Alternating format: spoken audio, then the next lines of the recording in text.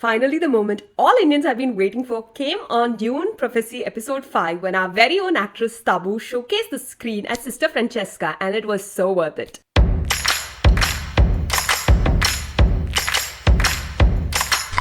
Hello everybody, welcome to Tanu Cine Bites. Let's do a quick recap of Episode 4 and move on to Episode 5 in what's happening in Dune Prophecy. This is the penultimate episode and there's only one more episode left and a lot going on. So the big reveal in Episode 4 we got is that Desmond Hart comes forward in front of the Lancerat and declares that he killed Pritchard Richesi and he did it all for the Imperium. Meanwhile, we also find that House Harkonnen has reached the High Council and has got a seat on the High Council, all due to the manipulation and the influence of the Sisterhood among the big houses.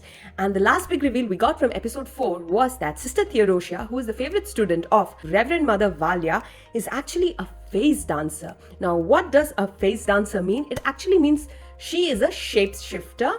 It is not something we have seen in the Dune movies till now, but it is very much prevalent in the books. So I'm sure this was like a huge fan service for the Dune lore. Episode 5 actually starts with Desmond Hart being promoted by Emperor Haviko to be his right-hand man, and that is the military leader position called Bashar, and he will be in charge of an elite force of military personnel. I believe this is the starting of the Sardaukars. If you don't know who Sardaukars are, okay, in the movie you would have seen they are the personal elite military force of the Emperor. But enters Tabu as Sister Francesca, who is not just the ex-lover of the Emperor, but also the mother of Constantine. And so when Sister Francesca enters the scene, you can see that Haviko's wife, Natalia, is fuming and she's so upset. And at the same time, Haviko is going gaga over the Sister Francesca, and for all the right reasons. We also see from another scene when Francesca is speaking to her son Constantine that their relationship is not very smooth and it is a little tumultuous and turbulent. Because Constantine has a lot of resentment to his mother for leaving him there alone to take care of himself. Francesca also finds out that her friend Kasha has died, and the real reason she came there was because of Valia, who wants Francesca's help in luring the Emperor back in favor of Sisterhood. And who better to do that than your ex-lover? Getting into this episode, I had a feeling that maybe Valia is going to use Sister Theodosia to be Sister Francesca and lure the Emperor in. But as the episode progressed and we saw the scenes, I understood no, they brought the actual Sister Francesca to the scene.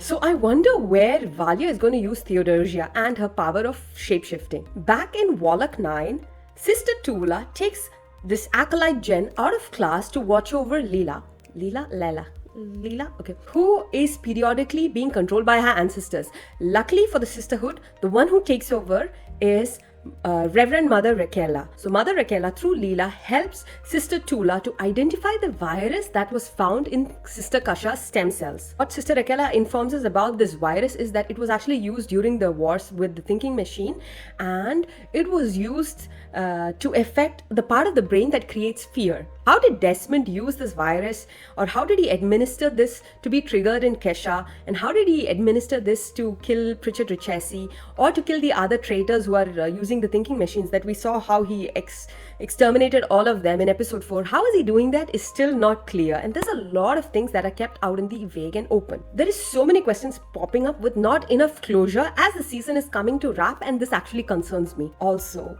Harrow Harkonnen comes to speak with the Bashar and try to apologize to him and try and gain his favor. And what he does is, while they're having a little bit of spice, he kind of reveals that there's a lot of illegal trading happening in the underground bar and pub that's in the city center. Clearly, this news has been given to Desmond through Valia. And you know, Valia had actually kept a sister there, Sister Mikkel, in the underground pub. You can see how Valia is ready to use her own people to get her strategy moving forward. She's in fact ready to make things happen that way. So I was surprised that this information was passed on, and what was the reason for passing on this information to Desmond Hart, because obviously Desmond Hart is going to go and try and find the rebellion there. Down in the underground pub, you can see that Michaela is confronting Kyrian Atreides about his loyalty. Is he still loyal to the rebellion, or is he influenced due to his feelings for Princess Yennefer? For me, the rebellion is the least interesting subplot because, come on,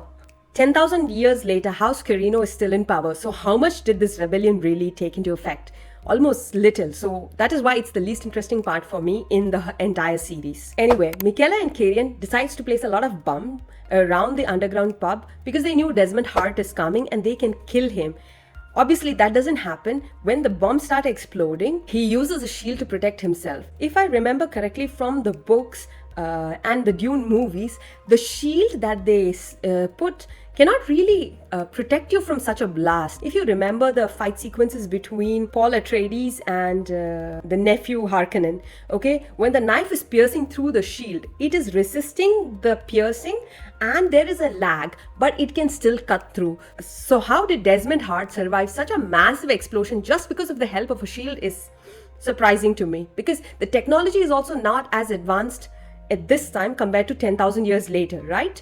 So this is a question mark. Before the explosion, Desmond Hart does discover a Sisterhood dress in the pub, which makes him realize that this was maybe like a suicide mission for him, and the people behind this murder mission is actually the Sisterhood. Michaela escapes from that pub. She destroyed something that she had created in a long time and goes to Valia Harkonnen, and Valia tells her go back to Arrakis. There is a confrontation between her and Michaela, and we question whether Valia is loyal to the Sisterhood or to herself, and if she's doing all this for the benefit of the Sisterhood, or is she doing it all so that she can always stay in power? This is a big question mark. I do not feel like Valia Harkonnen is the hero of the show, neither the villain of the show, and there's just a lot of politics going around back and forth, but we are not getting to see the bigger picture or the context in a bigger picture. This is not helping me in getting invested into the story because I'm not able to take sides, and it's not that I want to take sides, but the motives of all of these people keep changing and you do not see the greater motive in it, or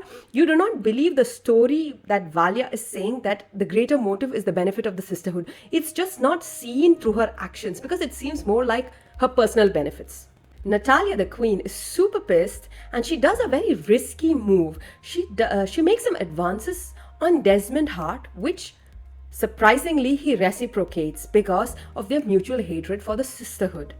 Now, as a woman, what Natalia did makes sense because if your husband or your man is giving you a number 2 position and prioritizes another woman over you, you are going to go and find another man who will make you feel secure. Basic women logic. I get what she does, but for Desmond to kiss her back really makes me question his loyalty. And he always said he's loyal to the Imperium. He never said he's loyal to the Emperor. So would he in future take a stand that would overthrow Heaviko? Possible and quite probable. Now for the big reveal of this episode, it is the fact that we find out, or Tula finds out, what is the lineage of Desmond Hart, and surprise, surprise, he is a Harkonnen, and when we see the baby's face, she immediately recognizes him, which makes it very obvious that Desmond Hart is Tula Harkonnen and Ori Atreides' son, the one from episode 3, okay? How did I feel after I found this reveal? Okay, I mean, why make him the son of Tula when he could have been so much more? So his vendetta is very personal to his mother. He has mommy issues, and that just doesn't sit right with me. I felt like he had much greater purpose than have a personal vendetta for his hatred of Sisterhood, being that his mother abandoned him. It just felt really underwhelming for me. That's it, guys. This episode felt overall quite underwhelming for me, and at this point there's so many plots and subplots that are open, and they have still not closed in on a lot of these things, which makes me worried and concerned, because let us talk about what's happening right now. We know there are 4 Atreides on the loose, okay? There is Desmond Hart, there is Kirian Atreides, the idiot, who openly kept his, rebellion technology for Constantine to discover and get caught. So the idiot Kirian. There is Albert Atreides, the disabled boy from episode 3. He's somewhere on the loose as well. And there is Vorian Atreides, who they constantly keep talking about. Someone who was alive 100 years ago when the war happened, but they still talk about him, which I feel is very significant. So when we have the rebellion happening, but why are the rebels rebelling against House Carino? What is the reason? Like, if they move House Carino, who do they want to bring back to power? What is the agenda? It's not clear at all. They are creating rebellion, but for what? Nobody knows. There is the plot of the Sisterhood and Valia, who are trying to get power, trying to secure Princess Yenne's.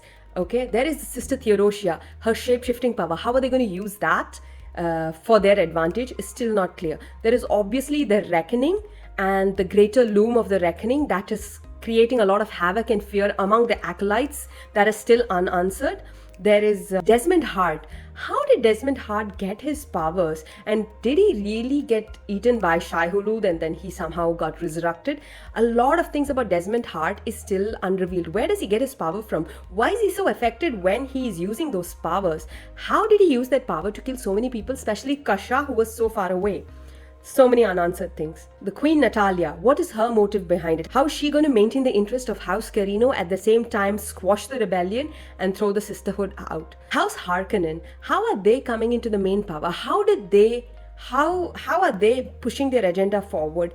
Can they really trust their Aunt Valia to support them? Because she's not really loyal to House Harkonnen anymore. She did not give them a truth seer for many years.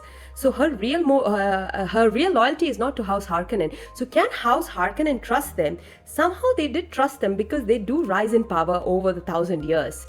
A lot of these things are still unanswered and one more episode is pending. I do hope they answer a couple of these things and still keep it interesting for us so that if the show comes for season 2, I believe it will, a lot of things are clear for us and we will be intrigued to watch season 2.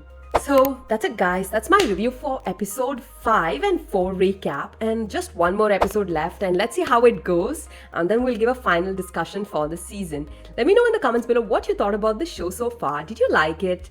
And if you started watching it, is there a lot of things that you want to get further into details that you're interested to know about? Let me know in the comments below. Take care till then. Ciao, ciao.